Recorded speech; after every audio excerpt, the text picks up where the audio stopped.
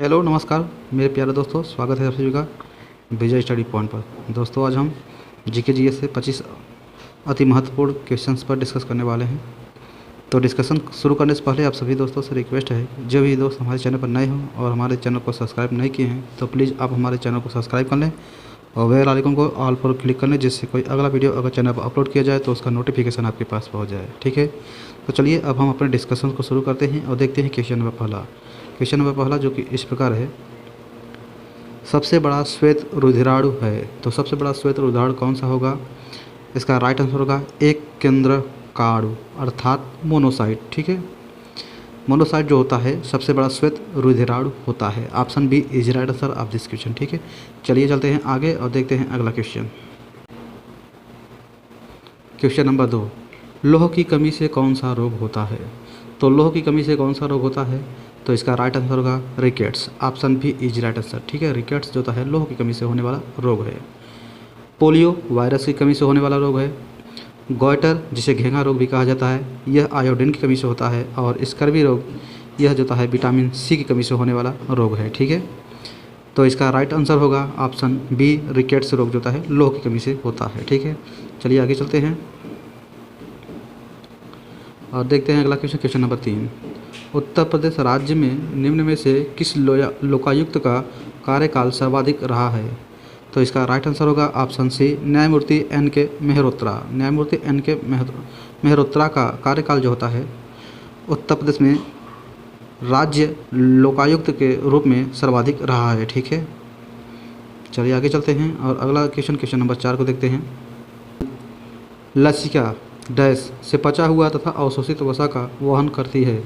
तो लसिका किसके द्वारा पचा हुआ भोजन का जो होता है वहन करती है? तो वो होता है क्षुद्रांत्र। Option B is right answer of this question. ठीक है, क्षुद्रांत्र अर्थात छोटी आंत द्वारा पचे हुए भोजन तथा अवशोषित भोजन का वहन जो होता है लसिका करती है। ठीक है, ऑप्शन बी इसका सही जवाब होगा।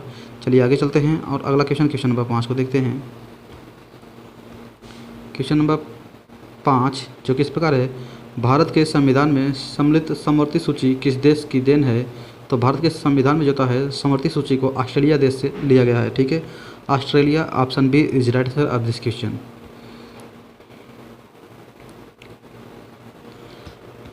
सोल्डर किन दो धातुओं से बना मिश्र धातु है? तो सोल्डर जो होता है टीन और सीसा का मिश्र धातु होता है। Option D is right answer of this question. ठीक है, सोल्डर टीन और सीसा का मिश्र धातु होता है।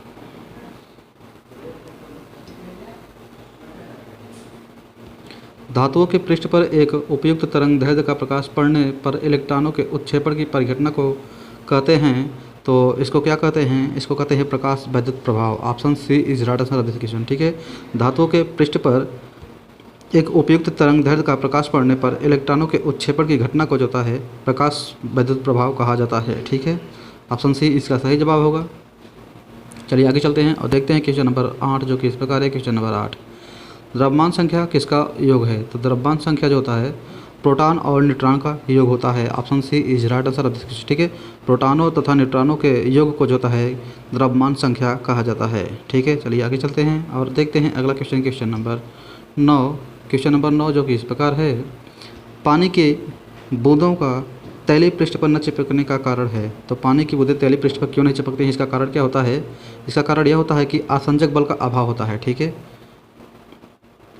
Option A is right answer of this question. ठीक है, यहाँ पानी की बूंदें जो होता है आसंजक बल के अभाव के कारण जो होता है तेलीय पृष्ठ पर नहीं चिपकती हैं। ठीक है, चलिए चलते हैं आगे, देखते हैं अगला क्वेश्चन नंबर 10 जो कि इस प्रकार है, MRI मशीन में निम्न में से किसका प्रयोग किया जाता है? तो MRI मशीन में चुंबकीय तरंग का प्रयोग किया जाता है। Option D is right answer of this question. ठीक है, इसमें चुंबकीय तरंग का प्रयोग किया जाता है। चलिए आगे चलते हैं और देखते हैं अगला क्वेश्चन नंबर 11, उष्मा का SI मात्रक क्या है? तो उष्मा का SI मात्रक जो होता है वह जूल होता है। Option A is right answer of this question. ठीक है, उष्मा का SI मात्रक जूल होता है। चलिए आगे चलते हैं और देखते हैं अगला क्वेश्चन नंबर 12।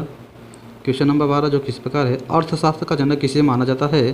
तो अर्थशास्त्र का जनक एडम स्मिथ को माना जाता है। ठीक है, option A is right answer of this question. चलिए आगे चलते हैं और देखते हैं अगला क्वेश्चन नंबर 13 जो किस प्रकार है, जब किसी वस्तु का उत्पादन 1 यूनिट द्वारा बढ़ जाता है तो कुल लागत में होने वाला योग क्या कहलाता है? तो इसे कहते हैं सीमांत लागत। Option B is right answer of this question. ठीक है, चलिए आगे चलते हैं और अगला क्वेश्चन नंबर 14 को देखते हैं, जो कि इस प्रकार है। क्वेश्चन नंबर 14, भारतीय संविधान सभा की प्रारूप समिति का अध्यक्ष कौन था? तो इसका राइट आंसर होगा ऑप्शन ए भीमराव अंबेडकर। भीमराव अंबेडकर जो होता है भारतीय संविधान सभा में प्रारूप समिति के अध्यक्ष थे। ठीक है, चलिए चलते हैं आगे देखते हैं अगला क्वेश्चन नंबर 15। क्वेश्चन नंबर 15 जो कि इस प्रकार है, किसकी सेना ने ग्रीक शासक सिकंदर के साथ झेलम नदी के तट पर मुकाबला किया? तो इसका राइट आंसर होगा ऑप्शन सी पोरस। पोरस की सेना ने जो है ग्रीक शासक सिकंदर के साथ झेलम नदी के तट पर मुकाबला किया था। ठीक है, चलिए चलते हैं आगे देखते हैं अगला क्वेश्चन नंबर 16। क्वेश्चन नंबर 16 जो किस प्रकार है, बुद्ध का अर्थ है, बुद्ध का अर्थ क्या होता है? तो ज्ञान प्राप्ति। ठीक है, option A is right answer of this question. ठीक है, ज्ञान प्राप्ति बुद्ध का अर्थ होता है। चलिए आगे चलते हैं और अगला क्वेश्चन नंबर 17 को देखते हैं। क्वेश्चन नंबर 17, मोहनजोदड़ो का स्थानीय नाम था, तो मोहनजोदड़ो का स्थानीय नाम क्या था? तो इसका राइट आंसर होगा ऑप्शन सी मृतकों का टीला। ठीक है, मोहनजोदड़ो का स्थानीय नाम जो था वह था मृतकों का टीला। ठीक है, option C is right answer of this question. चलिए आगे चलते हैं और अगला क्वेश्चन नंबर 18 को देखते हैं, जो कि इस प्रकार है। क्वेश्चन नंबर 18, निम्नलिखित में से कौन सा पर्यावरण का एक अजैव घटक है? तो इसका राइट आंसर होगा ऑप्शन सी पानी। पानी जो था पर्यावरण का एक अजैव घटक है। ठीक है, चलिए चलते हैं आगे और देखते हैं अगला क्वेश्चन नंबर 19, जो कि इस प्रकार है। क्वेश्चन नंबर 19, कर्क तथा मकर रेखा के बीच का क्षेत्र क्या है? कर्क रेखा तथा मकर रेखा के बीच का क्षेत्र क्या है? तो इसका राइट आंसर होगा उष्ण कटिबंध। Option C is right answer of this question. ठीक है, कर्क रेखा तथा मकर रेखा के बीच के क्षेत्र को उष्ण कटिबंध कहा जाता है। चलिए आगे चलते हैं और अगला क्वेश्चन नंबर 20 को देखते हैं। क्वेश्चन नंबर 20 जो कि इस प्रकार है, मालदीव का गंभीर पर्यावरण निम्न कोटिकरण अनिवार्यतः किसके कारण माना जाता है?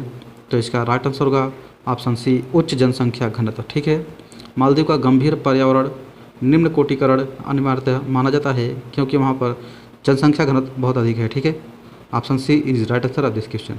चलिए आगे चलते हैं और अगला क्वेश्चन नंबर 21 को देखते हैं। क्वेश्चन नंबर 21 जो किस प्रकार है, निम्न में से कौन सा मिलान सही नहीं है? इसमें हमें बताना है कौन सा मिलान सही नहीं है।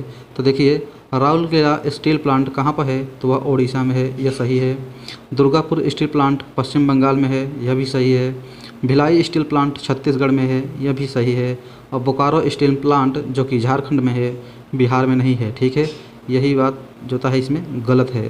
तो इसका सही जवाब क्या होगा? इसका सही जवाब होगा ऑप्शन नंबर डी। ठीक है, बोकारो स्टील प्लांट बिहार में नहीं बल्कि झारखंड में है। ठीक है, चलिए आगे चलते हैं और अगला क्वेश्चन नंबर 22 को देखते हैं। क्वेश्चन नंबर 22 जो कि इस प्रकार है, निम्नलिखित में से कौन सी भारतीय नदी पश्चिम की ओर बहती है तथा अरब सागर में गिरती है? तो पश्चिम की ओर बहने वाली नदी कौन सी है? इसका राइट आंसर होगा ऑप्शन ए नर्मदा नदी। नर्मदा नदी जो है वो पश्चिम की ओर बहती है तथा अरब सागर में गिरती है। ठीक है, गंगा, महानदी और गोदावरी ये सभी नदियाँ जो हैं ये पूरब की ओर बहती हैं तथा बंगाल के खाड़ी में गिरती हैं। ठीक है, चलिए आगे चलते हैं और अगला क्वेश्चन नंबर 23 को देखते हैं। क्वेश्चन नंबर 23, नए राज्य के गठन की शक्ति निहित है। तो नए राज्य के गठन की शक्ति किसमें निहित होती है? तो इसका राइट आंसर होगा ऑप्शन नंबर ए संसद में। ठीक है, संसद में जो है नए राज्यों के गठन की शक्ति निहित होती है। चलिए आगे चलते हैं और अगला क्वेश्चन नंबर 24 को देखते हैं। क्वेश्चन नंबर 24 जो कि इस प्रकार है, शिव समुद्रम जलप्रपात किस नदी के मार्ग में पाया जाता है? तो शिव समुद्रम जलप्रपात जो है वह कावेरी नदी के मार्ग में पाया जाता है। ठीक है, option C is right answer of this question. ठीक है, कावेरी नदी पर शिव समुद्रम जलप्रपात है। ठीक है, चलिए आगे चलते हैं और देखते हैं अगला क्वेश्चन नंबर 25 जो कि लास्ट क्वेश्चन होगा इस सीरीज का। तो देखिए क्वेश्चन नंबर 25, अंडमान द्वीप समूह और निकोबार द्वीप समूह निम्नलिखित में से किसके द्वारा एक दूसरे से अलग किए गए हैं? तो इसका राइट आंसर होगा ऑप्शन ए 10 डिग्री चैनल। ठीक है, 10 डिग्री चैनल द्वारा जो है अंडमान द्वीप समूह और निकोबार द्वीप समूह आपस में एक दूसरे से अलग होते हैं। ठीक है, option A is right answer of this question. तो आज के लिए बस इतने ही क्वेश्चन थे। यदि आप लोगों को क्वेश्चन अच्छे लगे हैं और हमारे समझाने का मेथड भी आपको अच्छा लगा हो तो प्लीज़ वीडियो को लाइक करिए और चैनल को सब्सक्राइब करिए और बेल आइकन को ऑल पर क्लिक कर लीजिए, जिससे कोई अगला वीडियो का चैनल पर अपलोड किया जाए तो उसका नोटिफिकेशन आप सभी के पास पहुंच जाए। ठीक है, तो वीडियो देखने के लिए आप सभी दोस्तों को बहुत बहुत धन्यवाद।